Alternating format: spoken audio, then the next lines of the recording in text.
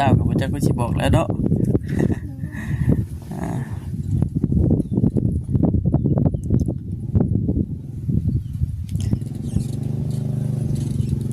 รถถีบได้เป็นได้บางทีเขามันฮักฮะพอเมาแล้วพอไปแล้วล้มโอ้เนาะแต่ว่าคนบ่ได้เป็นหยังบ่ คนกับตาเน่าตาเน่า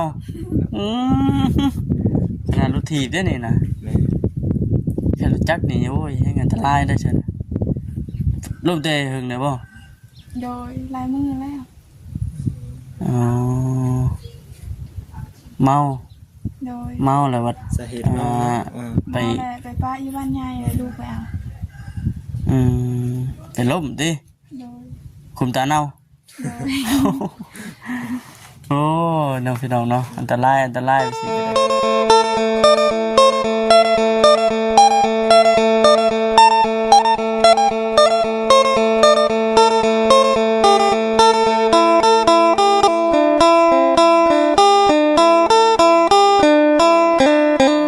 ถึงกูเด็ดจ้าเห็นเนาะป้าพี่น้องเลยบัดนี้มานั่งดินน้ำมันน้องไม้ก่อนจะหน่อยนั่งผมเย็นแค่ว่าเทพื้นนี่ให้ขี้เย็นคักได้นี่เป็นน้องไม้นี่สุกเดี๋ยวบ่น้องไม้ยังอยู่ดังไฟเย็นนึ่งข้าวตอนเที่ยงนี่อยากโหนเอาเนี่ย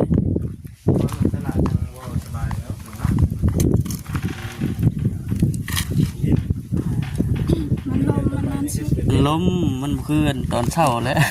สบายดีคือน้องไม้สบายดีนึ่งข้าวเลยเฮ็ดยังกินหมดที่นี่ยังท่านมีกินอยู่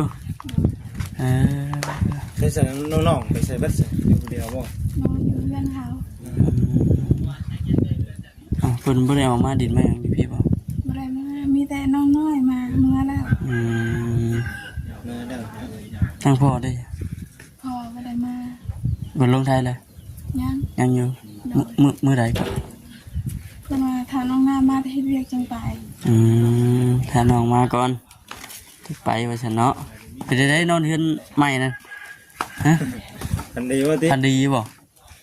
คือนี่เกี่ยวข้าวว่าคือว่านอนบ่รับว่าฉันนอนบ่รับวันนี้เป็นมันเป็นได้ใดเป็นได้คือว่านอนบ่รับดูหลอกบ่ได้จำเป็นได้มาดิได้แล้วเห็นวันนี้ล็อกประตูได้โดยประตูบันไดนี่บ่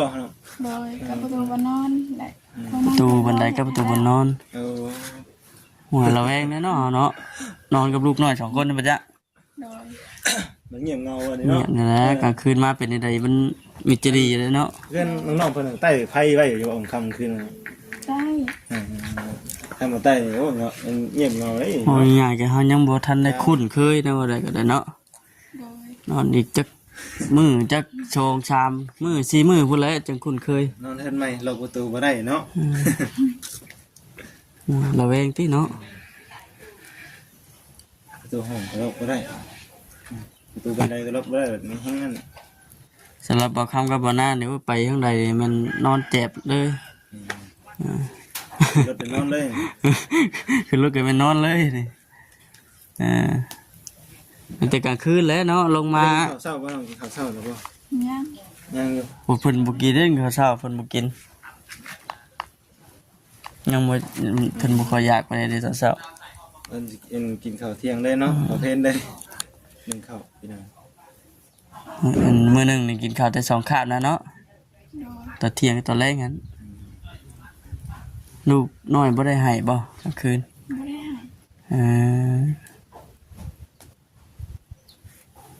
นี่แหละพี่น้องเนาะก็เลยมาทางนี้ก็เลยแวะนั่งโอลมกับน้องไม้เพิ่นก่อนจังหน่อยนึงว่าซั่นพี่สินอนประจำอยู่นี่เลยเนาะเจ้าบัดนี้เนาะ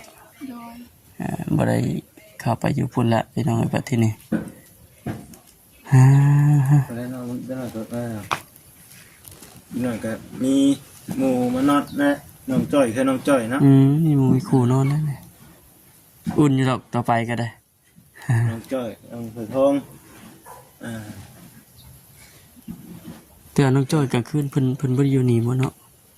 เมื่อเขาไปนอนในบ้านเพิ่นจะ ตอนนั้นในบ้านเพิ่นนะน้องเกิดเพิ่นเรียกเพิ่นยังบ่ได้ขึ้นเด้ อีกจังหน่อยนี่12 13 14มื้อนี้วันที่10อีก2มื้อเนาะจังได๋ก็บ่เป็นตาย้านแล้ว มื้อแรกเด้มื้อแรกมันยังบ่สิ้น มื้อแรงนี่ยันนอนเจ็บอยู่มื้อแรงนี่เนาะ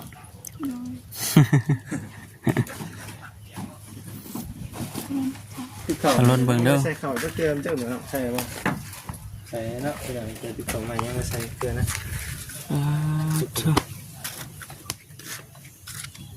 ลูกน้อยจะได้กินข้าวกับเพียงเพียง กินต้มขาด ต้มมาบ่ หดใหม่เนาะ ยังใหม่บ่ทุกอย่างนะหม้อหนึ่งหม้อแกงอันจูไผ่อันทางแดดเจ้าเนาะพอทำพอดี บ่เห็นเลยพี่น้องเนาะบอกนี่ก็บอกคือเจ้าบ่อันน้องหมานี่เหลือเนาะแต่ว่าเรื่องพื้นได้เพิ่นบ่ได้มีการว่าในใดบ่เรื่องพื้นเพิ่นยัง ว่าแต่โดนแล้วแต่ว่าเดี๋ยวนี้เงียบไปเลย เงียบแล้ว โดย ตะกี้ว่าสิเทอยู่ตะกี้นะ โดย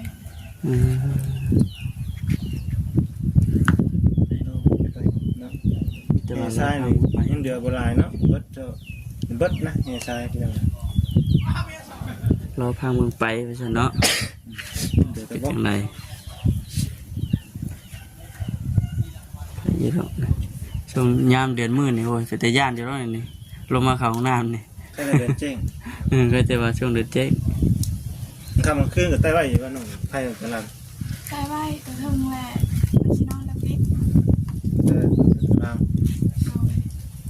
ย มันเจ๊งเนาะ บริต่างไปอย่างว่าบริเสียงอย่างว่า บ่ได้ยินบ่ โดย เห็นว่าเจ้ามื้อนั้นเองว่าเหมือนทั้งผู้ช่วยเพิ่นขึ้นมาทาสีเพิ่นเจ้าบ่ได้มาแล้วเพิ่นว่าข่อยเองก็ยังตกใจไว้อยู่เจ้ายังบ่ได้ฮู้จังนี่ เขาอย่างนี้น้องว่าน้องมาเป็น บ่น่ามาบ่มื้อนั้นเอ้า น้องมาเป็นคิดแล้วเลยน้องรับผิดแท้กัน มื้อนั้นว่าอันย่านใด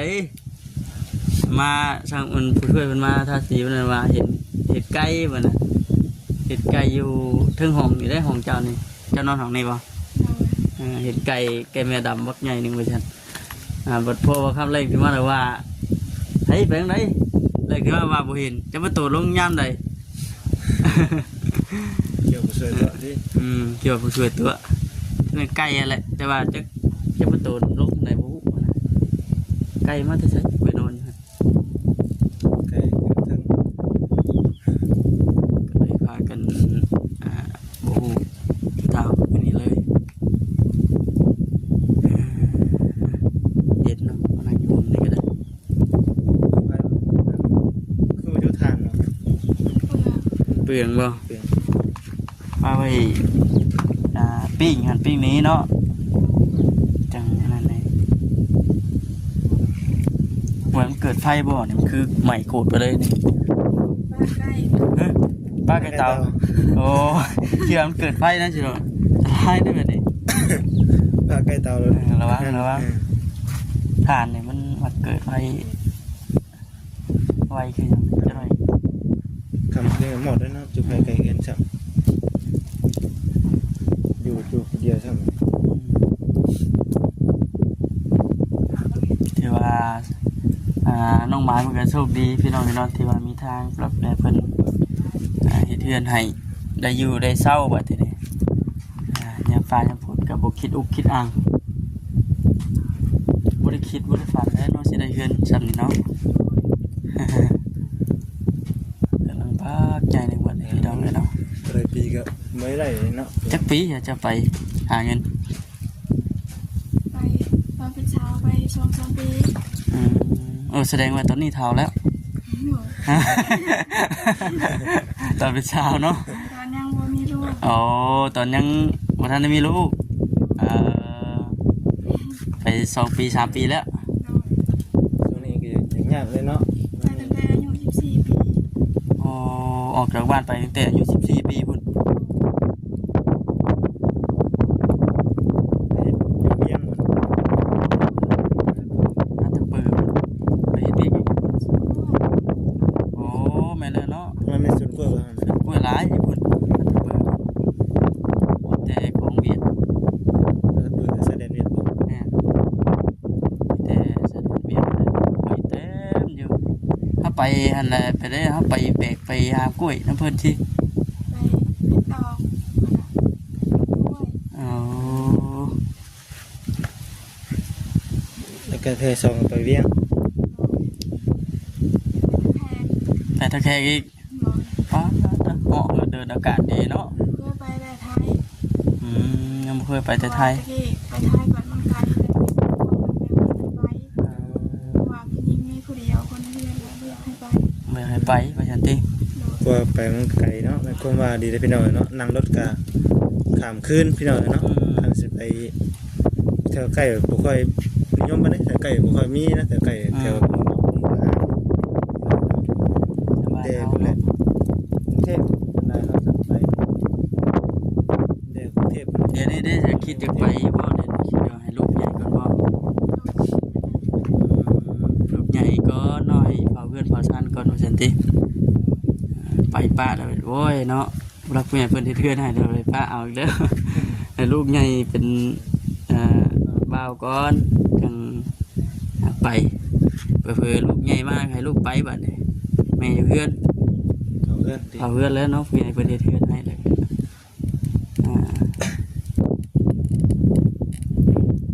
รักษาเอาบัดนี้ขึ้น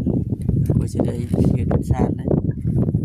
บ่แม่นเบิดเท่าไหร่นั่นเพิ่นไปจักอันนี้เนาะผู้บ่ราคาเท่าไหร่ อินโฟชิตแพงกว่า300,000ปลาย อ๋อโธ่เกินหลังบ้าใจหนึงพี่น้องเนาะเพราะว่าเครื่องอุปกรณ์มันก็ เพื่อเป็นเพื่อนเป็นชาติพี่น้องเนาะ เครื่องอุปกรณ์มันก็แพงอยู่แล้วเป็นไม้เป็นตอก แพงเนาะ อืม เงิน100,000อยู่บ่เป็นเพื่อนเป็นชาติหรอกพี่น้องเนาะต้องใช้หลายแสน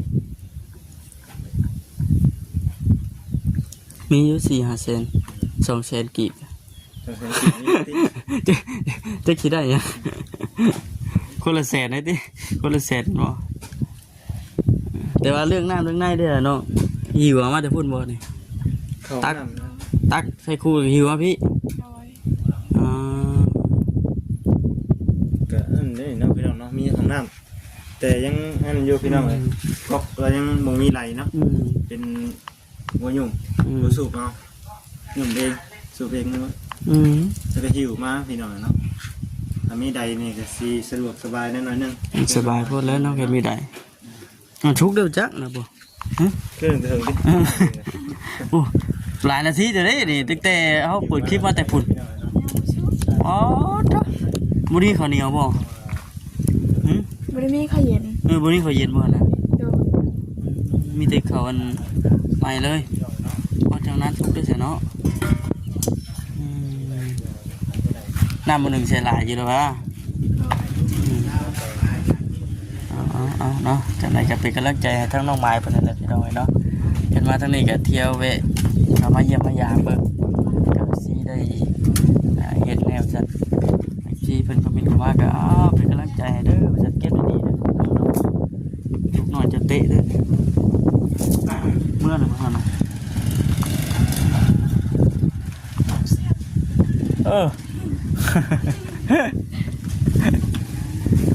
หนักแต่เนาะเลิกงับเกิดเลยอ๋อเจ้า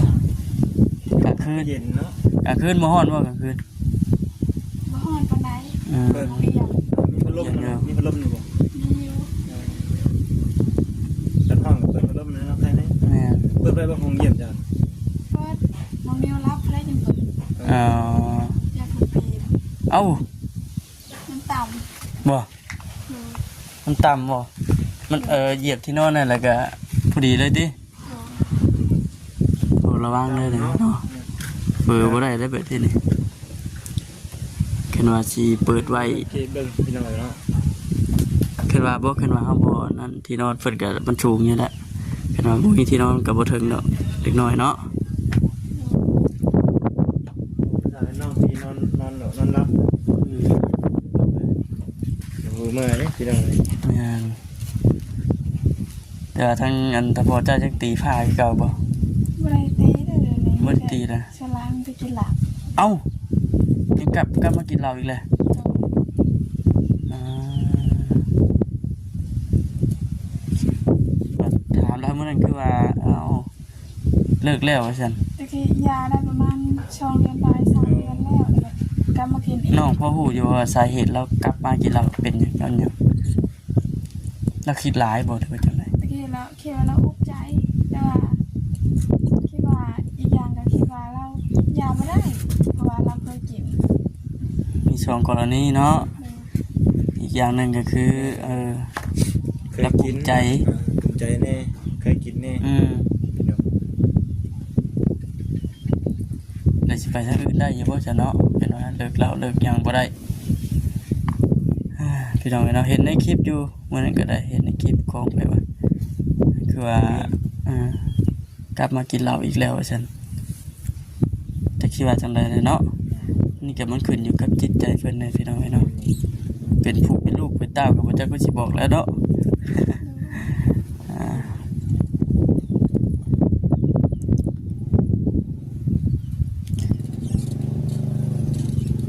รถถีบได้เป็นยังไง บางทีเขามันฮัก ฮะ พอเมาแล้วแล้วพอเอาไปแล้วล้ม โอ้เนาะ อืม แต่ว่าคนมันเป็นอย่างบ่ คนกับตาเน่า ตาเน่าขนาดรถถีบได้นี่นะ แม่ แค่รถจักรนี่โอ้ยยังอันตรายได้ใช่ไหมรูปเตะหึงได้บ่ โดยลายมือแล้ว อ๋อเมา โดย เมาแล้ววัด สาเหตุเนาะ ไป เมาแล้วไปป้าอยู่บ้านใหญ่แล้วลูกไปเอา ไปล้มดิ โดย คุมตาเน่า โดย โอ้น้องพี่น้องเนาะอันตรายไปสิก็ได้ กาวถีบได้เนาะ แค่รถจักรนี่โอ้ยแฮงเจ็บกว่านี้รถจักรนี่เป็นว่าคนเมาได้แต่คิดอันว่าจำได้แหละเนาะพี่น้องเนาะ ขันลมแห้งนี่แต่นั้นลมนี่บ่ได้จับเจ็บ บ่เจ็บแด้บัดช่วงบ่ได้เจ็บ บัดนี้ช่วงเมาบ่ได้เจ็บ เดี๋ยวนี้ยังย่างอยู่ ฮะ ย่าง เดี๋ยวนี้นะ โดย แสดงว่าไม่ไหม้ได้จ้ะ ว่าลายมือแล้วแต่ว่าเพิ่นกระโดดเพิ่นบวมเพิ่นกินเหล้าหลาย ก็เลยย่างอยู่ โดย ผู้ใดจะผู้ใดเบิ่งผู้ใดแยงเพิ่น น้องเท โอ้เนาะ เทพอดีว่าน้องเทมาไทยน่ะติ โดย มาแต่ลนบ่เนาะน้องเทนี่ มาลายมือแล้วแต่ว่าบ่ได้เงิน ไปซื้อแล้วไปบ่ได้เงิน เพิ่นไปเฮ็ดเวียกหยัง มา ไปเรียกในสวนเพิ่นบ่อยากเฮ็ดเวียกเพิ่นมีไปมีแต่นอนอยู่บอกบ่พังอยู่ในสิเว้า โอ้ ตอนไปก็เอาเงินขี้ดอกไป ไปพอไปเฮ็ดเวียกแล้วก็บ่อยากเฮ็ดเวียก โดย ไปนอนอยู่ โดย เนาะอันเรื่องงานนี่ก็บ่ติเพิ่นมันขึ้นอยู่กับเฮานะไปเฮ็ดงานหยังก็ตามแต่งานสบายงานหยังก็มันขึ้นอยู่กับเฮา ลิ้นมะขามนะ แต่ก็พอเฮ็ดได้อยู่เนาะ โดย มีแต่ว่าเป็นกำลังใจให้เนาะช่วงนี้ก็คือว่าได้พี่น้องเอ้ย สู้ๆเนาะพอก็มากินเหล้าอีกแล้วพี่น้องเอ้ยเนาะพอน้อง จังหวะ FC เพิ่นคอมเมนต์เข้ามาเอ้าอหยังแหละสีตาทั้งน้องหมายเพิ่นคือบ่มีความสุขแท้นะพี่น้องเอ้ยเฮาก็บ่ฮู้หรอก อุกใจน้ำเงินดอกแม่อุกใจเรื่องพ่อเรื่องน้องบอกบ่พังอีก มันหลายอย่างหลายแนวเนาะ โดย หลายอย่างหลายแนวเนาะเลย เอาง่ายคือทาง FC เพิ่นแนมเห็นความทุกข์ใจหันนะ แม่ เห็นหน้าคืออมทุกข์คือแท้ว่าซั่นขึ้นเครื่องขึ้นชานแต่ว่าคือแบบอย่างบ่มีความทุกข์ว่าซั่นประมาณนั้นแหละต้องมีเรื่องอุกใจหลายอย่างหลายแนวแน่เนาะน้องหมาย โดย ถูกใจแล้วเนาะพออันกลับมากินเหล้าพี่น้องเอ้ยเนาะ แม่น มันเป็นใหญ่แล้วเฮาก็เป็นเจ้าของบ่แล้วพี่น้องเนาะเฮาก็เป็นลูกว่าซั่น เดี๋ยวอย่าเพิ่นเนาะ โดย เดี๋ยวเป็นกำลังใจให้เด้อน้องเด้อเนาะ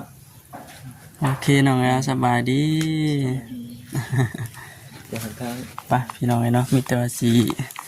จบคลิปก่อนพี่น้องมีแต่ว่าให้กำลังใจทางน้องไม้เพิ่นก่อนพี่น้องเนาะ